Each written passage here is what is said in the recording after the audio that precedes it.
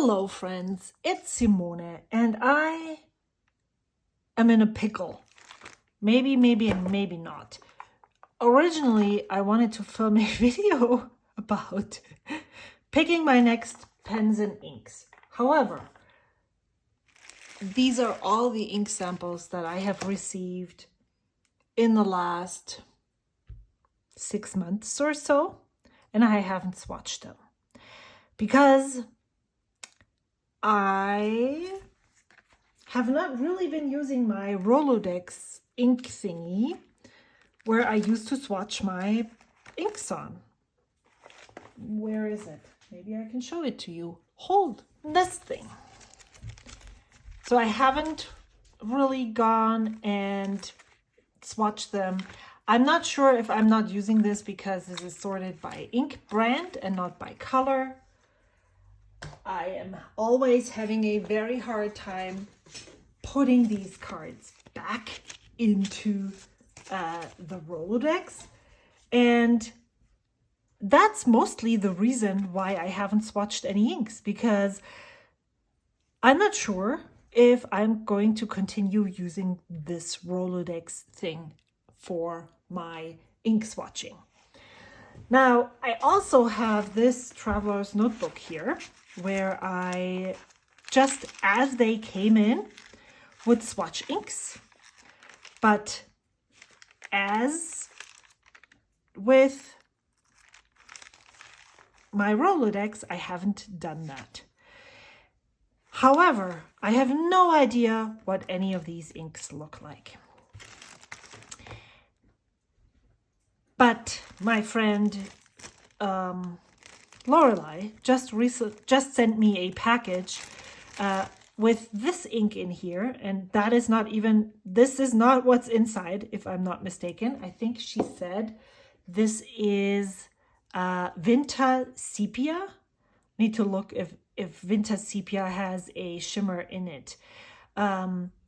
This is her current favorite ink, and I was like, maybe I can use this in my next ink rotation, but I don't know what it looks like. And I, as you might know, love to make my own ink rainbow, then that my inked pens look something like this.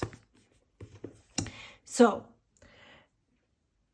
I was thinking, well, then I could just swatch this in my ink journal to pick some more inks.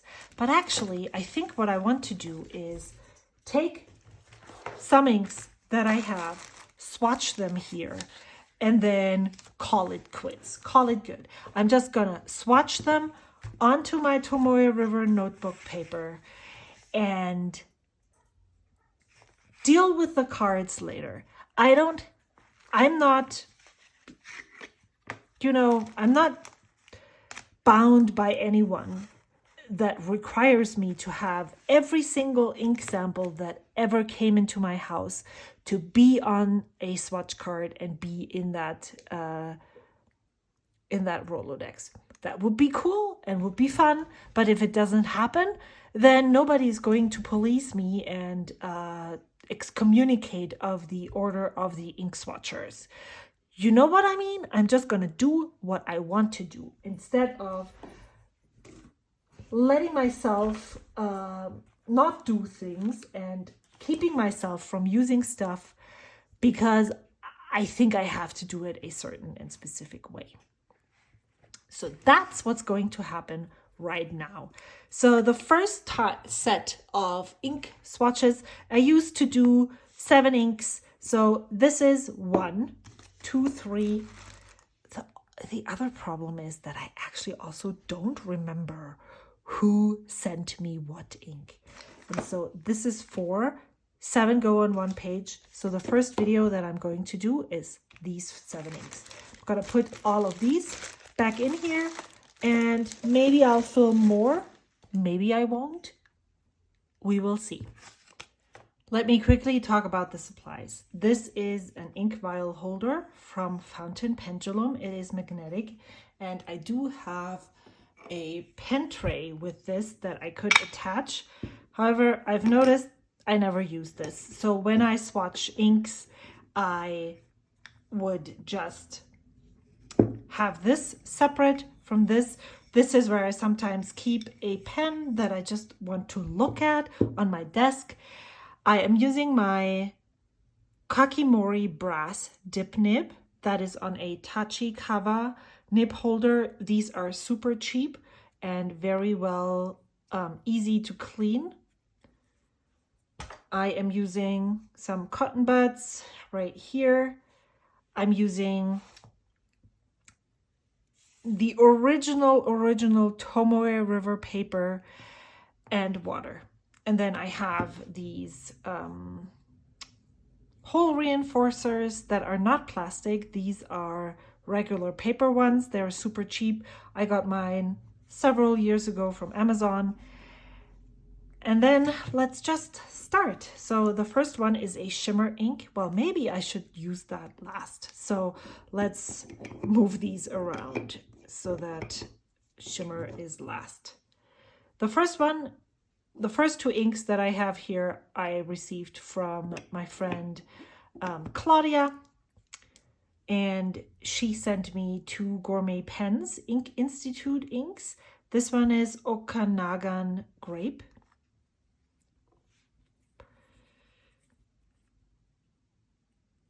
And now it feels really odd not to swatch on an extra card, but I'm going to not think about and deal with the idea that I'm doing something wrong. I am not. I'm swatching these inks because I want to see their color. Tomoe River paper is the paper that I mostly use for journaling. Even though it's Sanzen paper, it's still Tomoe River paper. And then I also use the original Tomoe River paper often for letter writing. And then what do I do with the rest of this? I don't know. Put it back in here. I should have a piece of paper where I could just do an inky mess right away. That would be fun. So just gonna eyeball this. I'm trying to get as a very wide stroke first, and then a little bit narrower, and then a very fine one.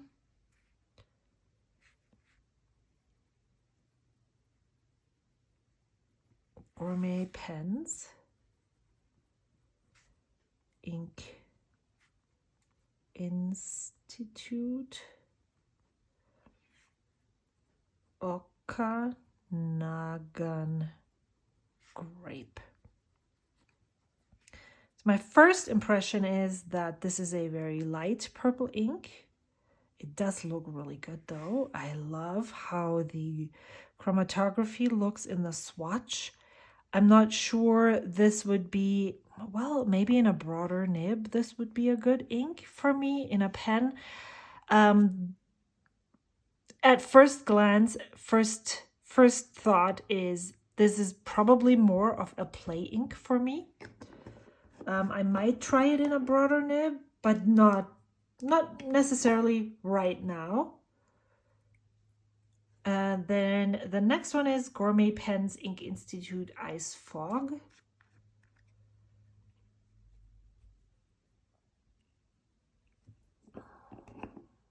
Which it does make sense to me that, wow, this is also very light. It does make sense to me that this is the type of ink that Aziza from GourmetPens has in her shop, because she's definitely one of those who loves chromo shading inks, loves inky messes, and this is also a chromo shader. Wow. This is definitely a play ink, no question. I don't think I would be happy using this in a fountain pen. But nobody says inks are only for writing, right? That's another thing that I am trying to, or have actually pretty much embraced and tried to change. GourmetPens. and Ink Institute.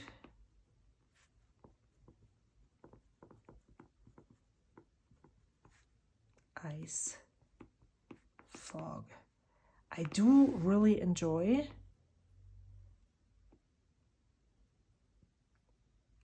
that, or I think this color looks very much like Ice Fog. The name and the ink definitely match up. So it seems like I am moving inks into two or even three different categories now. One is play ink, one is maybe, and the other one is definitely in a fountain pen.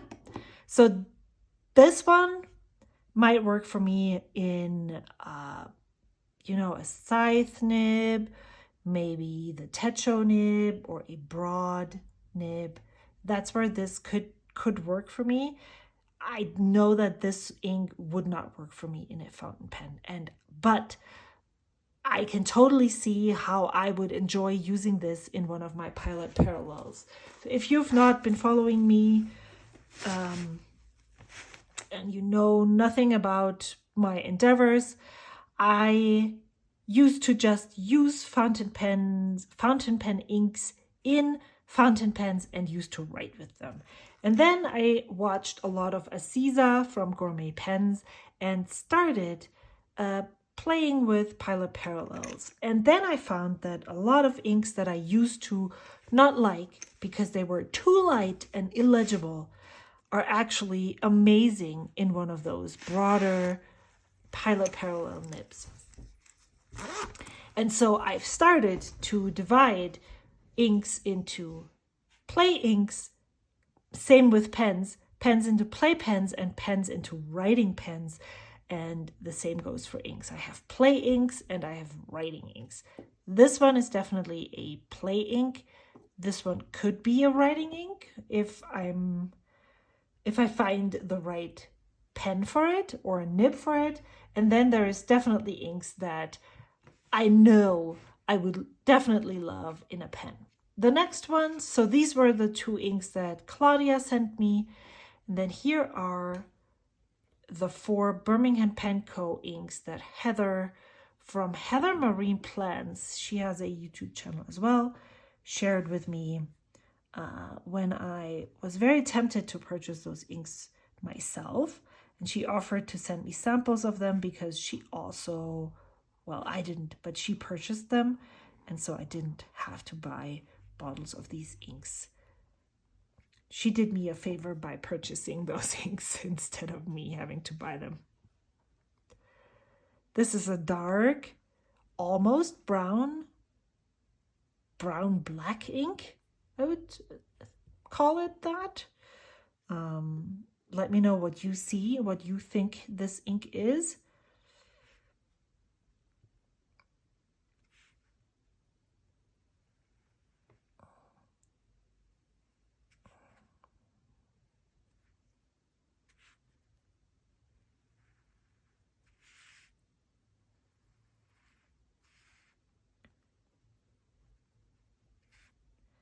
Birmingham Pen Co. Tintype.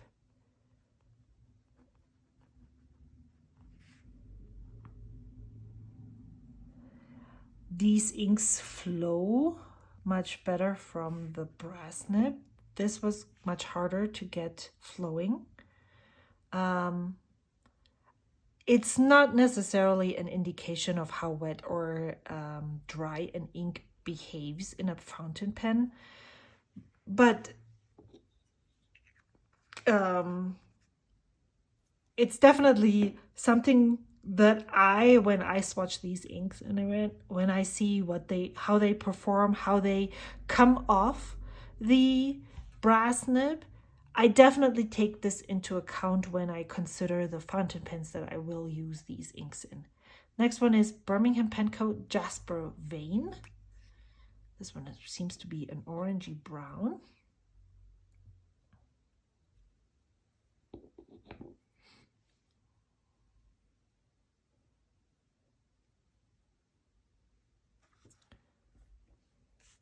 This is all rather dark, actually. But it's a really lovely ink to be.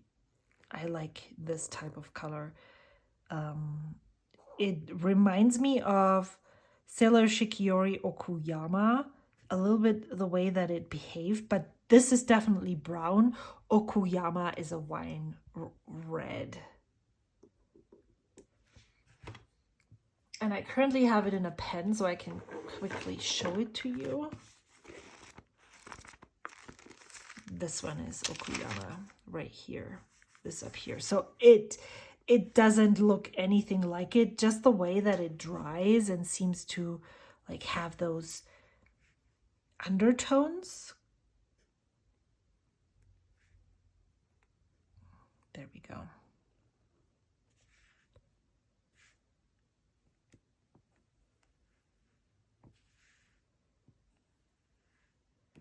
It also reminds me, let me check if I can find it. Birmingham Penco Jasper Vein.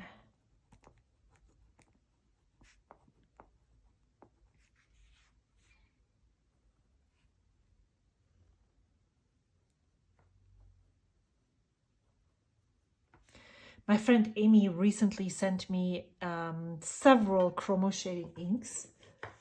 And one of them was, what was it called? Is it right here? Troublemaker Rodeo.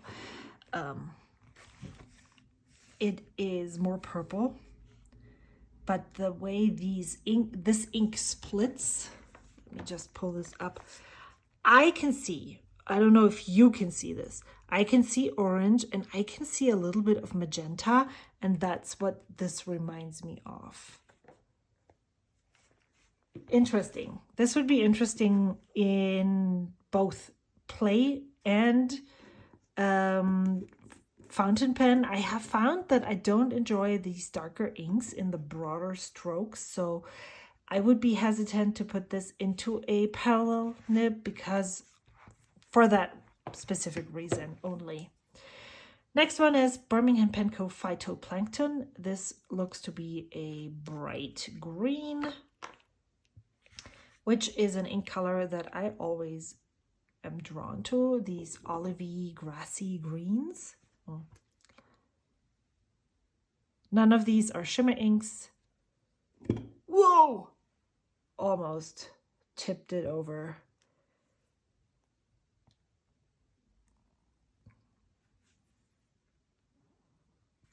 And if you ask me why I'm doing these weird dots, strokes, and then this big square, I don't know.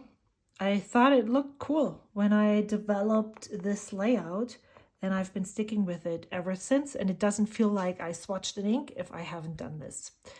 That's why I'm doing this right now. This is, as I said, an olivey green. I have to say that it is one of those that leans maybe orangey undertones, or a little bit of orangey undertones. Like it dries more brown than green-ish. Let's see. Let's wait. Phytoplankton.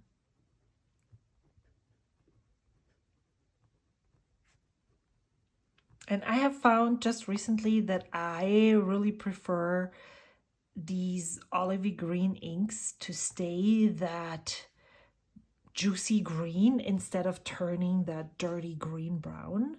Ooh, this one had that neon color that usually or often happens with Birmingham Penco inks. This one had that too. Yeah, I don't know. It sounds odd, but I'm glad I didn't buy the bottles. I don't think I would enjoy these inks as much as I thought I would when I saw them on their website. These would be bottles that I was like, yeah, I don't know.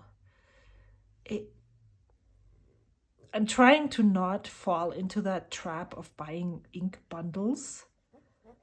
This color is lovely, but I mean, I'm always falling for teals. You can never have enough teals in your house, for sure. So,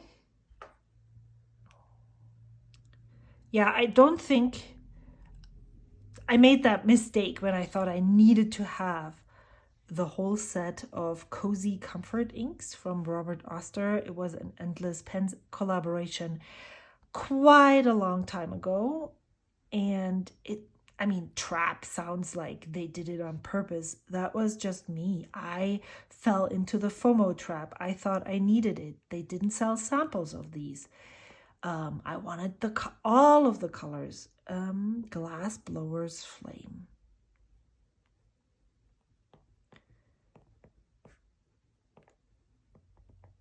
And they all look nice, but each color was just slightly off, not what I had hoped for. And I think I have 2 of the 5 that I purchased still left, maybe even only 1 of them, because they were just not quite the color that I had hoped for. Or I have since found colors that represent that specific color family better for me. So these are nice. These are a little muted. I like this one. I actually am liking the Jasper Vein more than the Phytoplankton, and the Tintype actually looks nice as well. So these are definitely, these 3 are inks that I probably will put into pens. I'm not sure if I will. No, you know, I'm just going to do what I promised myself quite a long time ago. If I notice when I'm swatching this ink that this is probably not an ink I want to put in a pen, then I'll move it aside and pass it along to a different friend. And then let's just say that this is wrong. This is Vinta. Maybe I should put a label on there.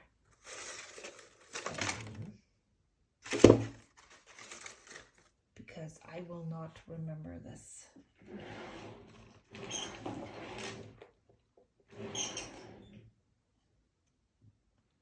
Hold. Okay, I checked. It is new favorite ink, Vinta Umber. So I'm very interested to see how my first impressions of this ink. And there's a lot of expectation. But also, I mean, that's why there's so many inks. Of course, they are different. Tastes are different. Yep, I definitely see where she's coming from. Oh, that pink shimmer on top. Yeah, I get it. Totally get it.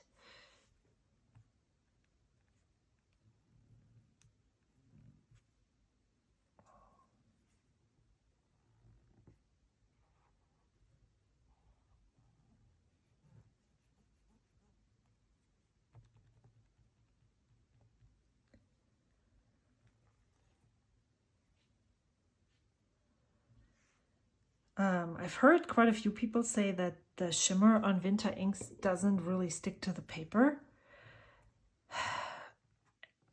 In general, I don't necessarily love shimmer inks. I use them, but it's not the most used item basically that I have. Vinta Umber. Yeah, I can totally see why she loves this ink. This is definitely pretty, especially with the shimmer on top of here. If you can see this.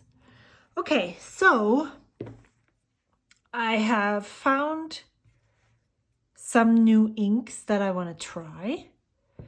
I probably... Let me walk you through. So we swatched Okanagan Grape and Iced Fox. Both are by GourmetPens and Ink Institute.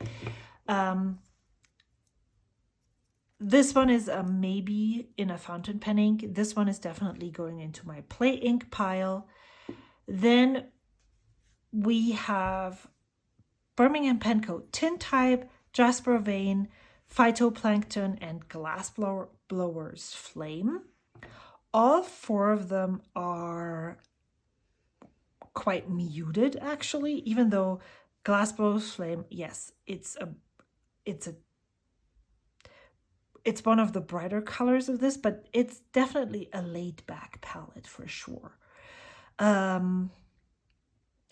If I'm thinking about what inks I want to put in pens, then even though I said I liked Jasper Vein, I do have colors that are very similar, and I'm not really on the lookout for a new color like this. Same goes for Phytoplankton. This is just a little bit too muddy for me, so I'll take these 2 and pass them along to friends. Glassblower's Flame is very similar. I do have colors that are like this, but also I cannot say no to a teal ink ever. So I think I'm gonna put this into my pen and ink stash, and I really like Tintype, and I think I want to put this in a pen in my next ink rotation. Same with Vinta Umber.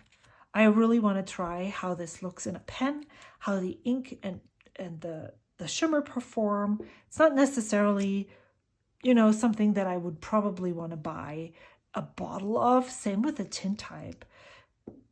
But one ink rotation, super cool.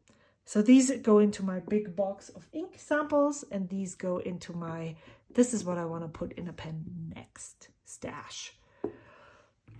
Let me know if you have used any of these inks, what you think of them, how you like them. I love receiving samples from friends. I still have quite a lot of them. I want to get better at, you know, let me just grab my bin. Yes, you're seeing correctly. These are all the ink samples that I still have not put into pens yet. Some of them are quite a bit old, and I'm adding even more. And what I was going to say is to know when it's such a nice gesture to swap ink samples with friends, but also I cannot use them as fast as I get them. Even though I say that I don't want any more samples, these are all asked, do you want them? And I still got them. It's not that I said, don't send samples, and they still send samples. These are like, oh my God, this looks so good.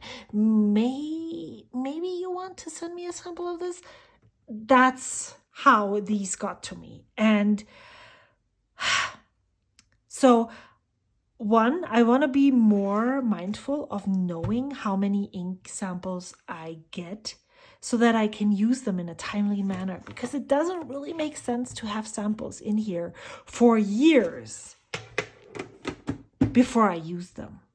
I have recently had 2 samples that were globby and flobby, so I can see that it's not a good thing. So I'm trying to get better about that. Let me know how you deal with that. How do you make sure that you use the ink samples that you receive? One of the steps that I'm taking is being more, yes, I want to see how this looks, but if it doesn't appeal to me, even though I thought it would, I'm going to pass it along to the next friend that I'm sending a package to. And then they can use it or pass it along to the next friend. Wouldn't it be funny if this came back to me? Oh my God. Yeah, let me know in the comments down below how you deal with samples. And I would encourage you, if you stopped yourself from doing something because you had to do it in a certain way, maybe it's not that important and you can do it any way you want. Until next time, I will see you then. Bye.